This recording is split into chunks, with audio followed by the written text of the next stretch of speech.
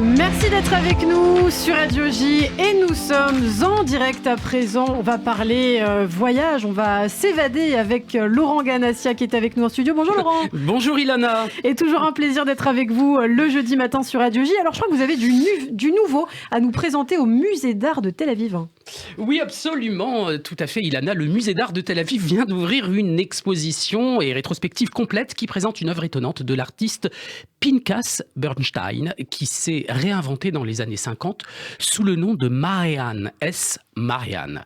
Au cours des 4 décennies où il a traversé Auschwitz, Jérusalem, Paris et New York, Marianne a produit une véritable abondance de peintures, de dessins, de photographies, de films et de documents d'archives dont beaucoup sont exposés pour la première fois.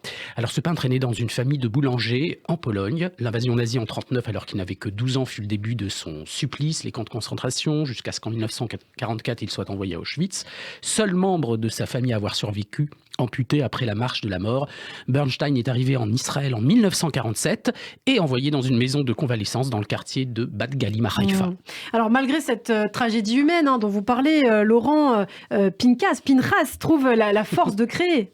Absolument, avec l'aide du mouvement de l'immigration des jeunes, Bernstein réussit à s'inscrire en études et formations aux Beaux-Arts de Betzalel, New Betzalel, qui est encore aujourd'hui à Jérusalem une école de référence, où il se lie d'amitié avec un petit groupe de pairs, tous survivants de la Shoah et réfugiés de guerre, dont les peintres Avigdor Arika, Yehuda Bakon et Meir Lebner. En 1950, après avoir tenu sa première exposition personnelle à Jérusalem, Marianne part pour Paris pour continuer à étudier l'art et ne retourna pas en Israël. Alors, quelle est la suite de l'histoire, justement, Laurent? On voudrait en savoir plus sur cet artiste. En 1950, après avoir tenu donc sa première exposition, il rencontre à Paris sa future épouse, Annette Sonnenbloek, elle aussi survivante et originaire d'Anvers. Et dès 1952, il tient sa première exposition personnelle. Mais ce n'est qu'en 1960, avec l'exposition de plusieurs de ses tableaux dits de personnages à la Galerie de France et parallèlement à New York, qu'il obtient une reconnaissance substantielle sur la scène artistique parisienne.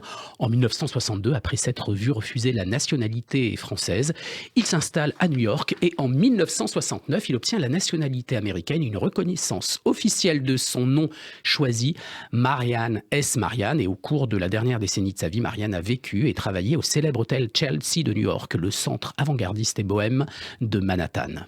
Alors une fin plutôt tragique, Laurent.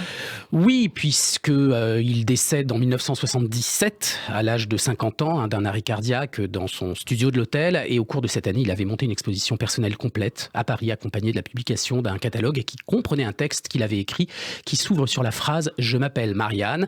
Il est inhumé selon son désir au cimetière Montparnasse à Paris. Et donc c'est une première israélienne, cette exposition? Alors pas vraiment, Ilana. Il s'agit de la deuxième rétrospective de Marianne au musée d'art de Tel Aviv. La première a été inaugurée l'été 1979, 2 ans après sa mort. Voilà, elle évoque un artiste qui n'a été actif dans le pays que pendant une courte période, mais qui conserve sa place dans l'histoire de l'art israélien. Et les jeunes talents israéliens sont aujourd'hui parfois influencés aussi par son œuvre. Et les œuvres de l'exposition, dont les origines sont biographiques, ne se préoccupent guère de la vie d'une seule personne.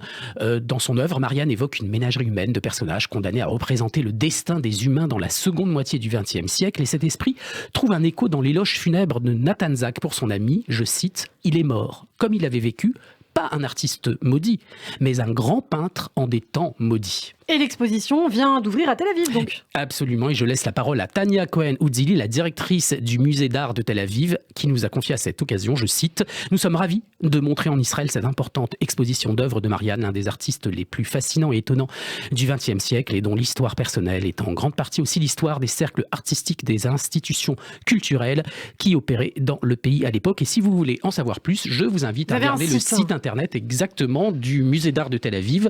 Vous le retrouvez sur Google, TAMuseum, T-A comme Tel Aviv, museum.org.il, et tout est expliqué sur cette exposition absolument inédite. Eh bien, c'est très précis. Merci beaucoup, Laurent Ganassia. Merci, Lana, bon voyage. On vous retrouve tous les jeudis matins sur Radio J, bien sûr. Je vous dis donc à la semaine prochaine. Vous restez avec nous tout de suite. La chronique La Diaspora des Bulles sur Radio J.